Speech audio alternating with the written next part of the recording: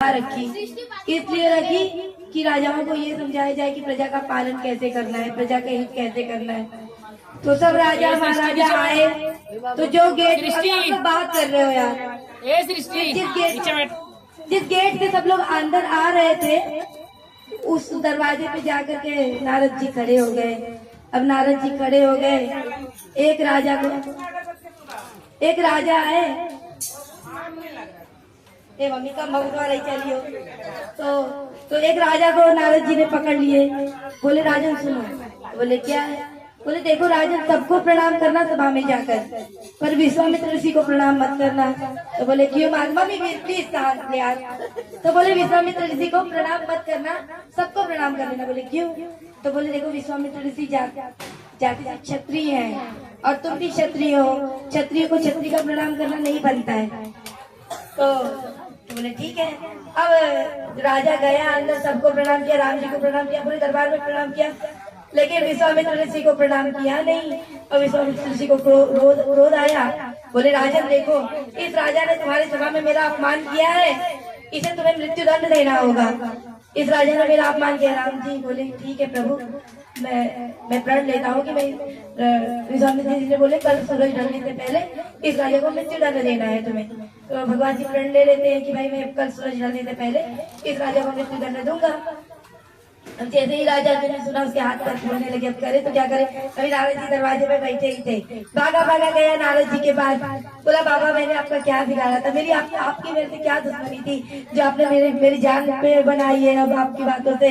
तो बोले अरे कल मरना है, आज क्यों मरता है? बोला उसने राम जी ने प्रण लिया है मुझे मारने का, मुझे प्राण देने देने का। बोले कल मरना है, आज क्यों मरता है?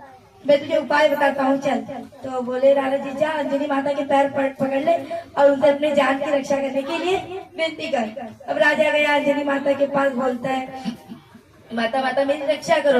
माता बोलती है क्या हुआ? बोले एक राजा ने प्रण लिया है कि वो कल सूरज ढलने से पहले मुझे प्राण दंड देगा। तो बोली तुझे पता है मेरा बेटा कौन है? हनुमान है। तो अब चिंता मत कर, मेरे बेटे को आने दे, मैं उससे कहूंगी वो तेरी रक्षा करेगा। बोलता है चला जाता है। बोलती है माता की जाके मंदिर के पीछे बैठ जा, मेरा बेटा आता है तो मैं उससे बोलती हूँ हनुमान क्या आएगा। हनुमान जी आते हैं, माता उसको खाना पीना खिलाती है, सब अच्छे से करती है। तो हनुमान जी खाना पीना खा लेते हैं तो बोलती है माता बेटा मुझसे आज तुझे कुछ मांगना है। हनुमान जी बड़े खुश होते, बोलते मांगो मांगो। मैं सोचता था मेरी माँ मुझे कुछ कहे, मैंने कभी आपने कुछ मांगा नहीं, मैं अपने प्राण भी दूंगा। तो माता बोलते तेरे प्राण नहीं चाहिए पगले, जो है तू केवल एक राजा की रक्षा करने, किसी राजा ने प्रण लिया है कि उसे मृत्यु दंड देना है कल सुबह सूरज ढलने से पहले। अब जो है हनुमान जी बोलते हैं कि बस इतनी सी बात है माँ, मैं राम जी की सौगंध खा के तेरे चरणों को छू करके राम जी की सौगंध खाता हूँ कि मैं उस राजा के प्राणों की रक्षा करूंगा। अब तो पहले बताओ राजा कहाँ है? बोलते वही मंदिर के पीछे बैठा है। अब राजा के पास गए हनुमान जी, तो राजा कहता है तो प्रणाम करता है, बोलता है प्रभु मेरे प्राणों की रक्षा कीजिए। तो बोलते हैं ठीक है प्राणों की रक्षा तो मैं करूँगा, मैंने बता तो वो राजा का नाम की, राजा कौन है जिसे तू ये प्राण दंड देने के लिए प्रण लिया है? बोले वो तो नहीं बताऊंगा प्रभु। तो बोले क्यों नहीं बताएगा? बोला अगर पता चल जाएगा आपको तो आप रक्षा नहीं करोगे।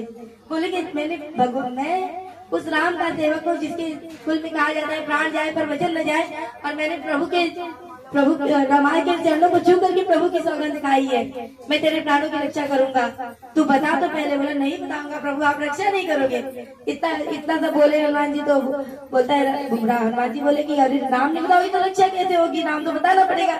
फिर हार के राजा बोलता है जिस राम के आप सेवक हो उसी राम जी ने मेरे प्राण लेने के लिए प्रण लिया है। और हनुमान जी के तो ठंडे पड़ गए, बोले अरे पगले ये तूने क्या किया, मैं तो उस राम का सेवक हूँ, उनसे मैं युद्ध कैसे करूंगा, आज तूने मुझे धर्म संकट में डाल दिया है। अब जो है तब राजा फिर उदास हो गया, बोला प्रभु अब रक्षा नहीं होगी। तो हनुमान जी बोले सोच के बोले चिंता मत कर, चिंतन कर, चिंता करने से कुछ नहीं होता, चिंतन करने से होता है। जा सरयू नदी के किनारे तू भजन कर, मैं सुबह होते ही आऊंगा। तो राजा चला जाता है सरयू नदी के किनारे, रात भर भजन करता है। यहाँ हनुमान जी को नींद नहीं, इधर करवट ले रहे हैं उधर करवट ले रहे हैं, कैसे कहूँ प्रभु को बोलूंगा तो वो तो अपना अपना प्रण विसार देंगे, पर मेरे प्रण की रक्षा करेंगे। कहते हैं कि आपन काज विसार भक्त का मान रघु, ऐसा उनका कहना है। तो प्रभु को तो नहीं बोलूंगा, उसी वजह से करते करते सुबह हो गई। गए राम जी के पास जाते हैं, उनके चरण दबाते, बोलते प्रभु आपसे कुछ कहना है तो मांगना है। राम जी बड़े खुश होते, बोलते मैं आज तक सोचा था मेरे हनुमान कुछ मांगे, पर मेरे हनुमान ने आज तक कुछ मांगा नहीं। मांगो हनुमान, क्या मांगते हो? तो हनुमान जी बोलते प्रभु एक दिन की छुट्टी दे। तो बोले बस इतनी सी बात है, छुट्टी चाहिए, ठीक है आज की तुम्हें छुट्टी देता हूँ, मुझे भी एक राजा को छुट्टी देनी है। तो हनुमान जी मन में बोले उसी राजा की तो प्राण मुझे बचाने। अब हनुमान जी गए, राम जी इधर तैयार होकर धनुष बाण उठाए और निकले राजा को मारने, प्राण दंड देने के लिए। उधर हनुमान जी गए तो राजा के प्राण में प्राण आ गए। बोले अच्छा हुआ प्रभु आपने राम जी को मना लिया, अच्छा हुआ। तो हनुमान जी बोलते नहीं बोले अभी राम जी धनुष बाण लेकर आ रहे हैं मुझे प्राण दंड देने के लिए अभी प्राण दंड देने आ रहे हैं। तो फिर राजा उदास हो गया कि अब क्या करें प्रभु। तो बोले तू डर मत, मैं तुझे राम बाण देता हूँ। भगवान राम तुझे मारने के लिए राम बाण लेकर आते, मैं तुझे राम बाण देता हूँ, खूब नाच खूब गा। भगवान जी उसको हाथ में कटार देते हैं और कान में राम मंत्र फूंक देते हैं। अब जो है जैसे ही राम जी धनुष पे तीर चलाते हैं, राजा नाचने और गाने लगता है, श्री राम जय जय राम, श्री राम जय जय राम, श्री राम जय राम, श्री राम जय जय राम, श्री राम जय राम, श्री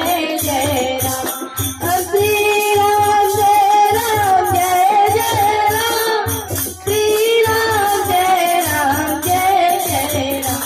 तो अभी अब जब राम जी सुनते हैं ये राम जी का भजन कर रहे हैं, बोले तो प्रभु का भजन कर रहा है, इसमें प्राण कैसे चलाऊं? इसमें बाढ़ नहीं चला सकता। राम जी धनुष बाढ़ रख के चले अयोध्या चले गए। अयोध्या में विश्वामित्र जी पूछते दे राजा को प्राण दंड। तो प्रभु राम जी बोलते नहीं वो तो प्रभु का भजन कर रहा है, प्रभु उससे प्रभु राम बाण कैसे चलाऊं? तो विश्वामित्र जी बोलते हैं राजा मैं अभी तुझे श्राप देता हूँ, तुझे अभी श्राप देता हूँ। राम जी बोलते नहीं प्रभु अभी तो मैं राम 14 वर्ष का वनवास झेल के आया हूँ, अभी श्राप मत, तो मैं अभी शक्ति बाण लेकर जाता हूँ, उसको प्राण दंड देकर ही लौटूंगा। अब राम जी उठाते हैं, शक्ति बाण लेकर चलते हैं। इधर हनुमान जी बोलते हैं राजा को देख राजा तुझे प्राण दंड देने के लिए प्रभु शक्ति बाण लेकर आ रहे हैं। अब भगवान राजा के कान में शक्ति बाण फूटते हैं और बोलते खूब नाच और खूब। राम जी आते हैं, धनुष पे बाण चढ़ाते हैं और इधर राजा गाने लगता है सिया राम जय राम, सिया राम जय राम, सिया राम जय राम, सिया राम जय राम, सिया राम जय राम, सिया राम जय राम। अब तो भगवान राम जी बोले अरे ये तो सीता भक्त हो गया, इससे बाण कैसे चलाऊं? माता सीता क्या कहेंगी? इस पे शक्ति बाण नहीं चला सकता, सीता तो स्वयं शक्ति है। नहीं इस पे बाण नहीं चलाऊंगा। धनुष बाण लेके राम जी फिर अयोध्या चले। फिर अयोध्या में जब विश्वामित्र जी ने पूछा कि प्राण दे आए राजा, दंड दे आए राजा को, बोलते नहीं प्रभु वो तो शक्ति का भक्त हो गया, उस पे शक्ति बाण कैसे चलाऊं? तो विश्वामित्र जी क्रोध में आते बोलते राजा मैंने ही तुम्हें धनुष बाण की शिक्षा दी है, मेरे हाथों में भी इतना बल है कि मैं राजा को प्राण दंड दे सकता हूँ, लाओ तुमसे नहीं होगा, धनुष बाण मुझे लाओ। हनुमान राम जी फिर बोलते हैं नहीं प्रभु इस बार मैं प्रलय बाण लेकर जाता हूँ, इस बार जरूर मैं उसको प्राण दंड देकर आती हूँ। और राम जी वहां से प्रलय बाण लेकर चलते हैं और इधर वो राजा को हनुमान जी बोलते हैं देख आज प्रभु तेरे लिए प्रलय बाण लेकर आ रहे हैं, आज इस बार मैं स्वयं सामने आऊंगा। और हनुमान जी जो है राजा के कान में प्रलय बाण फूटते हैं और छोटा सा रूप बना करके पीठ के पीछे उसके बैठ जाते हैं। अब जैसे ही राजा धनुष बाण राम जी धनुष पे बाण चढ़ाते हैं, राजा जो है मम्मी डिस्टर्ब हो रहा है, कंसंट्रेशन टूट रहा है।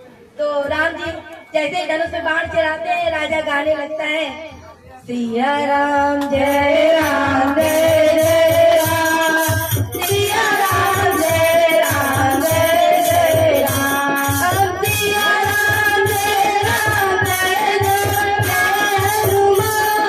सिया राम जय राम, जय हनुमान